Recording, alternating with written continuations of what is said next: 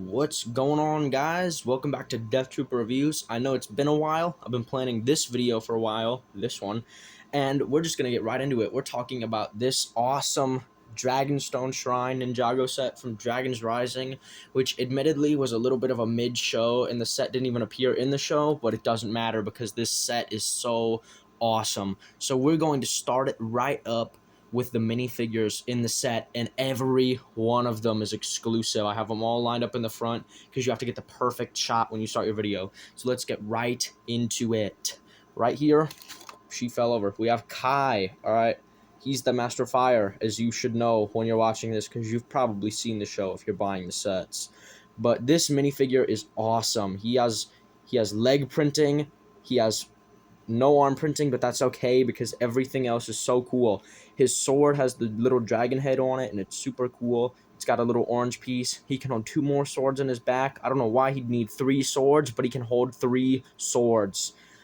He has, I think, a double-sided face print. Yeah, you can have that one on, or you can have that one on, but I like having this one on because it's more, like, real to the show. I don't know how well that popped up. It probably came out of focus. Right there. Come on. You have that head sculpt. Or not head sculpt. Face print. We have that face print. We have that face print. You put the hair back on. I just like running this one because it looks more accurate to the show. They never really have that weird face. But yeah, this is a solid minifig. I love all the detailing on him. I love the new molding they did for the hair here. I love the headband. And I like the mask piece that they did. We're going to put him right there. We don't care that he fell over. So now we have Nia, who's the Master of Water, who should have lost her powers and crystallized, but apparently didn't. But I don't care. Crystallized was good. You can fight me. She's also a really nice minifigure. Same thing with Kai, pretty much. He has leg printing, or she has leg printing. She has very nice printing on the torso here.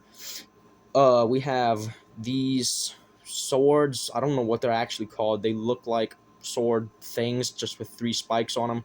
She can have 2 more swords, which means she can have 4, but since she's not Lord Garmadon, she doesn't have 4 arms. Same thing on her. You take her hair off.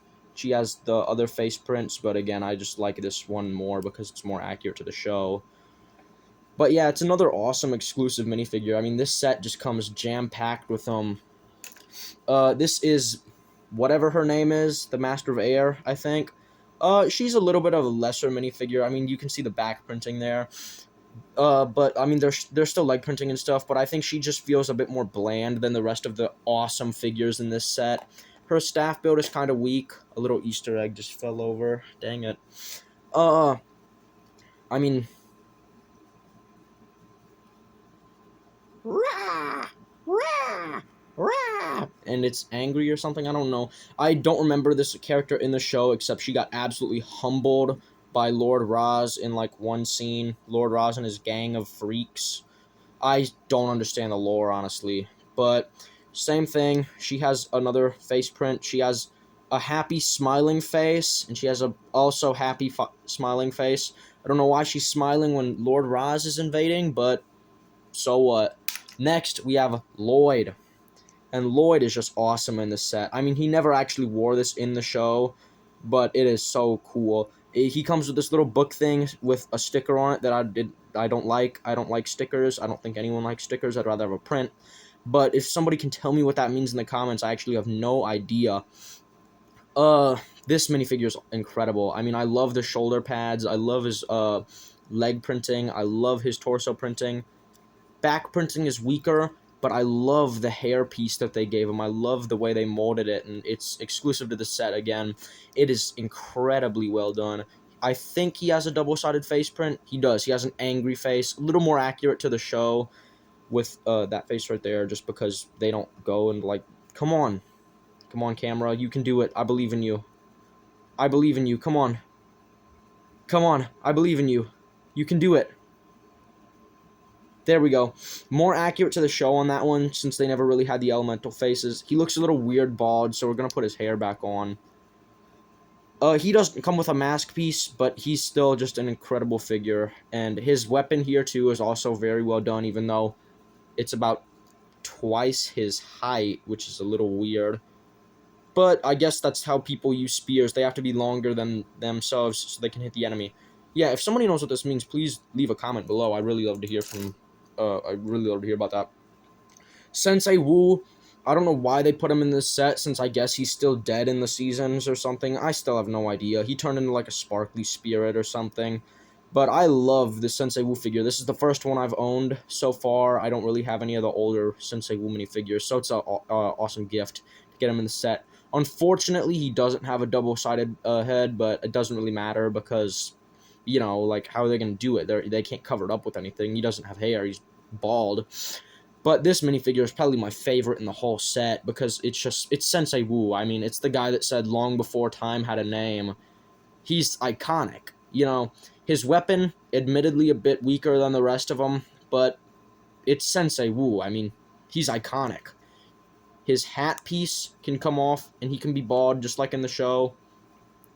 I do think they gave him a little teacup in this set, which is extremely accurate. I mean, I just love this character. He's so cool. I love his minifigure, so I'm biased a little bit. We're gonna put him right there. And now we have Lord Raz, and I still don't understand what the deal with Lord Raz is because his character has been completely all over the place. But this is an okay minifigure. I love the purple details. I love the leg printing again on him. I wish he had arm printing. This is the only time I'll complain about it. Back printing, again, it's a little weaker. I don't know. I feel like I wish his teeth were printed on there because you can't really tell. It just kind of looks black. You can't tell really where his mouth is that easily, especially on camera. It looks a lot harder to tell on camera because of the glare. His axe is okay. I mean, it's kind of just a basic Lego axe. I do love the head printing that they gave him. I love the little purple effect. Again, I'm not sure if they ever actually showed this off in the show, but it looks cool as a minifigure, so I guess we'll toss him back with the pile. Now we get to start talking about the real joyous stuff, the stuff that you came to this video for, the actual shrine. So we're going to start at the lamest part right here, and I'm going to move my camera down so you can see it cool. Turn it around just so I can show you guys the play feature. There we go. So this thing, you can turn this, and it moves from side to side. Like, you can simulate, like, your little battle on there or whatever. It kind of vibrates the whole set. You can, right here, kind of vibrating a little bit. That's a little scary. I don't know. I like having it this way because it's like, oh, they're running down it. One of them can, like, sit on it, you know. Back here, I'm going to kind of zoom in for this one. I'm going to give you guys a good angle. We'll start up here. Sensei Wu's tea party. There's a little map right here. Candle. Sensei Wu's tea party with 4 teacups. One for him, Kai, Nia, Air Lady. Not one for Lord Raz because I don't think he was invited to this party. But it's pretty cool. I love that they decided to include the teacup in this set. Let's get a closer shot of that, actually. If I can get it out. Come on. Come on, little one. There we go. Got it out. I love the Lego teacup because it fits Sensei Wu's character so well. It has a little spot where you can make a minifigure hold it. That's going to add to my overall ranking of the set, probably, just because I love it so much. But, yeah, it's cool. Down here, you have a place with a bunch of little scrolls. I can turn it a little bit so you guys can see better. You have the scrolls right here. They're all different colors. You have another little candle. I can't tell. You have some chi from Chima. You have a little statue of some freaky guy back there. I don't know. I don't know the lore. I don't know the significance behind the statue. And if you try to defend the argument that this isn't from Chima, it is. They're obviously connected universes. They're going to try to connect it with the merge in one of the later seasons. It's my prediction, guys. You can quote me on that. You can say, oh, you're so stupid for thinking that Chima was a flop. But it was only a flop because they made it one. Now, you can see up here in this room, there's a bookshelf. Why is this book poking out more? Boom! You can pop the back off. You can see what's inside. Oh my god, a magic book. It's the Necronomicon. You can look inside. What does the book say? Like and subscribe right now. Oh my god. No, it's just, I think it's the first Elemental Master. I could be wrong. It could just be Sensei Wu. It could be Sensei Wu's, like, tome of knowledge, and that's where, like, he pretty much, like, writes down his, like, spinjitzu spells or whatever. I don't really like to have it on display because it looks kind of ugly without this back piece on. You can just pop it right back on using the snot technique. Book pops right back out. I kind of wish it was a little more obvious on how to open it, but when you actually build the set, It's pretty easy, pretty simple to understand. Over on this side, we're going to take a look at the actual build details. Let's start at the head, because the head is probably the most impressive part of this whole build, in my opinion. The way they did the detailing, there's blue parts in the eyes. I don't think you guys can see them, but they are in there, definitely.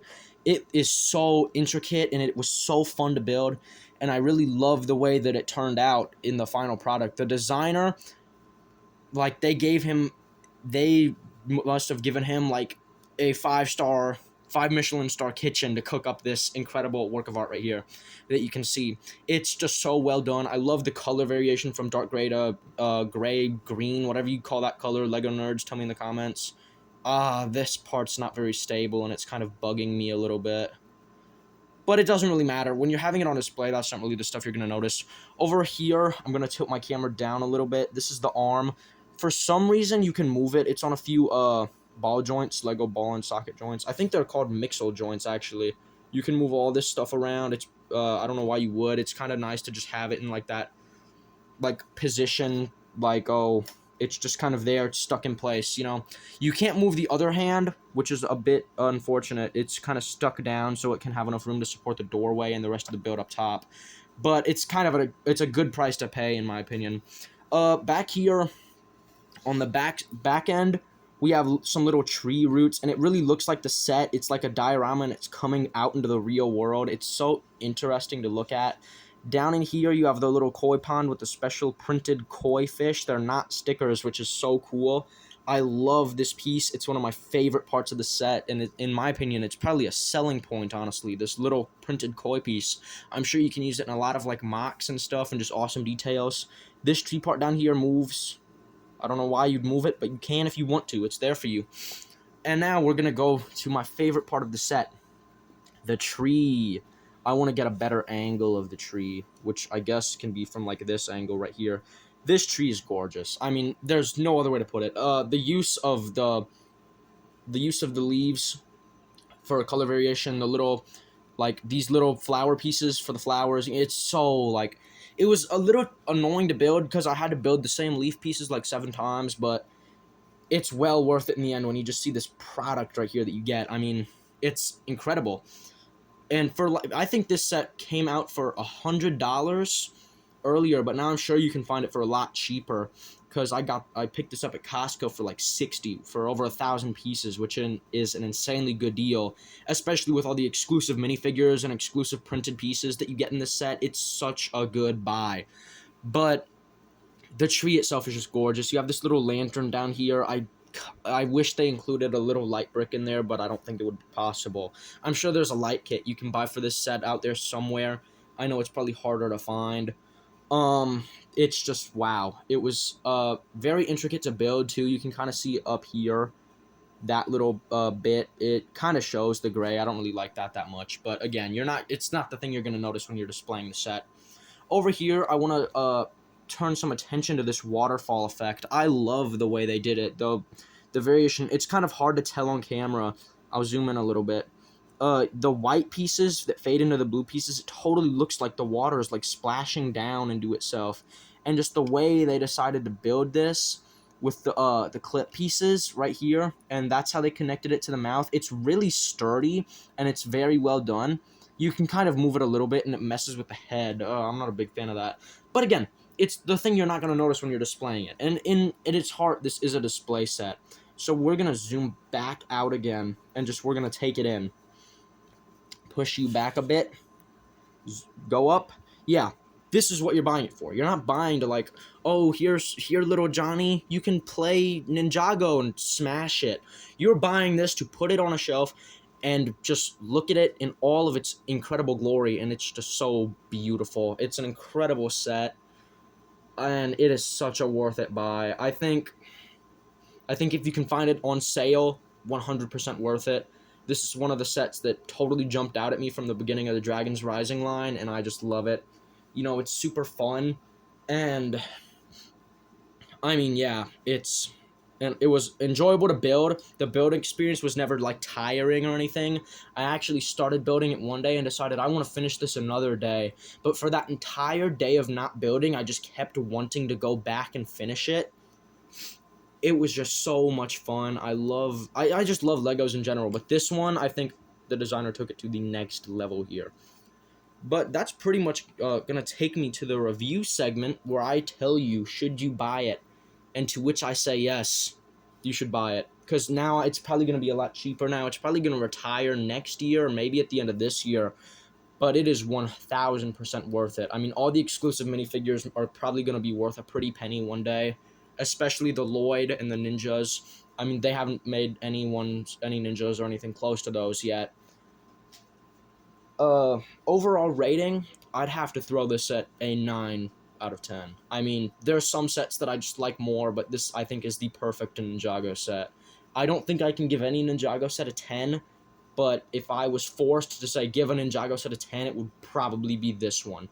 Because it's affordable-ish, an incredibly fun build, it's gorgeous on your shelf, and it comes with incredible minifigures, and it is just so awesome.